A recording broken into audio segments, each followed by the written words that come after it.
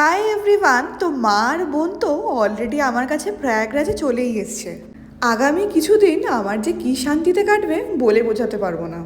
আসলে অফিস থেকে ফিরতে এখন এতটাই লেট হয়, বাড়ি এসে ওই হোটেলের মতো খাওয়া আর শোয়া, আবার পরের দিন অফিস যাওয়া। অ্যাটলিস্ট ওরা আসাতে বাড়িটা বাড়ি বলে মনে হবে। আর এবারে তো ওদের বিকেলের ফ্লাইট ছিল, আস্তে আস্তে অনেকটাই রাত হয়েছে। আমিও আর কিছু খাবার বানিয়ে রাখতে পারিনি, তাই আজকে ওদের জন্য ছোলে ভাটুরেই অর্ডার দেবো। মা এসে আগে যা যা নিয়ে এসছে বাড়ি থেকে ফ্রিজে ঢোকাচ্ছে। আমি তো এখানে দিনের পর দিন এত চাপে ঠিকঠাক সবজিও রান্না করতে পারছিলাম না, আর ফলও খাওয়া হচ্ছিল না। এই কিছুদিন খাওয়া নিয়ে একদম আমি নিশ্চিন্ত।